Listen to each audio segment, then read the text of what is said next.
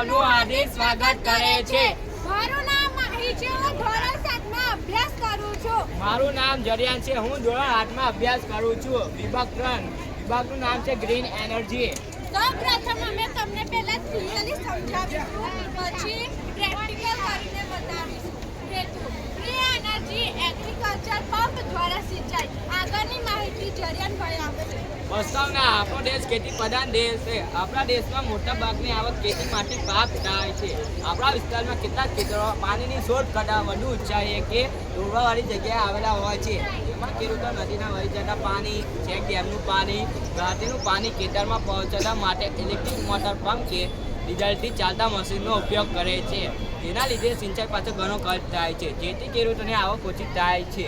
જે સામાન્ય ખેડૂતો પોસાઈ શકે તેમથી અમે આ પંપની રચના કરી. કૃતિ તૈયાર કરવાનો હેતુ: વિદ્યુત ઉર્જા કે ડીઝલ મશીનનો ઉપયોગ કર્યા વગર સિંચાઈના પાણીને ખેતરમાં પહોંચાડવું. વૈજ્ઞાનિક સિદ્ધાંત: વહેતા પાણીના દબાણનો સિદ્ધાંત, ગુરુત્વાકર્ષણ બળનો સિદ્ધાંત, હવાના દબાણનો સિદ્ધાંત. આગળની માહિતી જરિયાનભાઈ આપશે. જરૂરી સાધન સામગ્રી: 1 ઇંડા 2 સાદા વાલ, પીસી પાઇપના ટુકડા 2 નંગ ટી, MTA 2 નંગ, પાણીની ટાંકી, પીવીસી પાઇપ.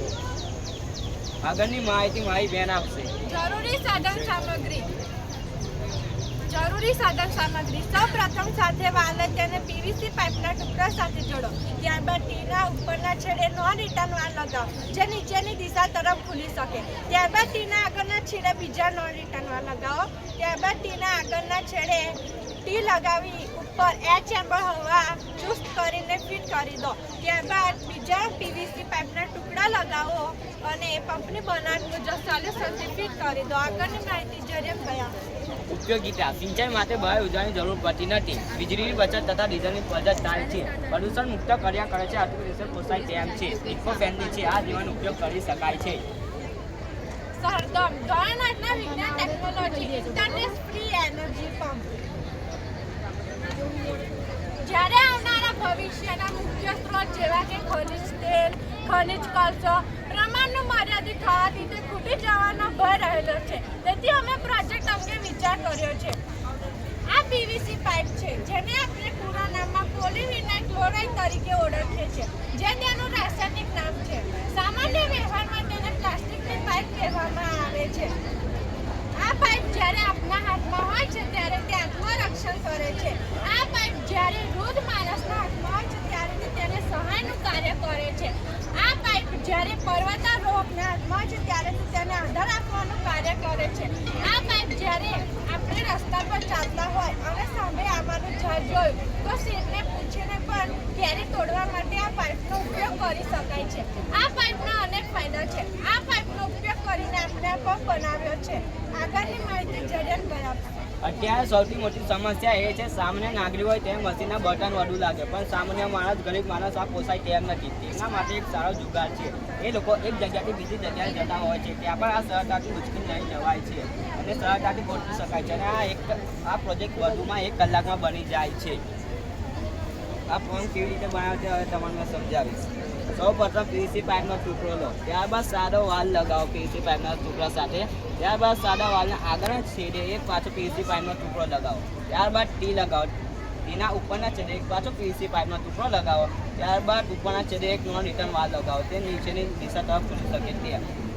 ત્યારબાદ ટીના આગળના છેડે એક પાછો પીવીસી પાઇપનો ટુકડો લગાવો. ત્યારબાદ નોન રિટર્ન વાલ લગાવો, તે આગળની દિશા તરફ ખુલી શકે. ત્યારબાદ પીવીસી પાઇપનો ટુકડો લગાવો. ત્યારબાદ ટી લગાવો. ટીના ઉપરના છેડે એર ચેમ્બર જોડો. ત્યારબાદ ટીના આગળના છેડે એક પાછો પીવીસી પાઇપનો ટુકડો લગાવો. ત્યારબાદ સાદો એક વાલ લગાવો. ત્યારબાદ સાદા વાલને આગળની જગ્યાએ એક પીવીસી પાઇપનો ટુકડો લગાવો. અમે તમારું વર્કિંગ કરીને બતાવીશું.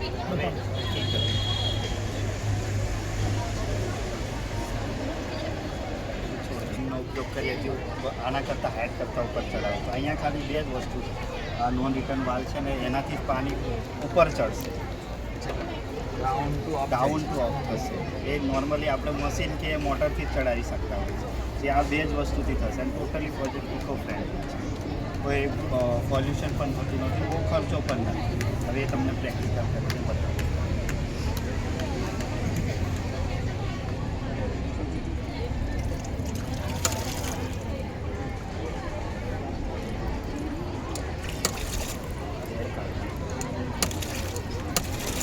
આપણો પંપ ચાલવો જોઈએ. આ જો અવાજ આવશે ત્યારે જ આપણો પંપ ચાલુ થઈ રહ્યું છે. ત્યારબાદ હવે અહીંયાથી આપણે ધીમે ધીમે એ કરીશું.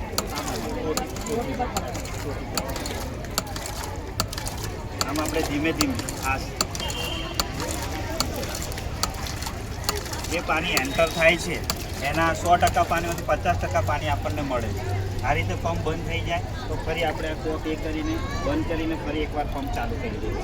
વર્કિંગમાં તો લાવવું જ પડશે આ રીતે, બરાબર.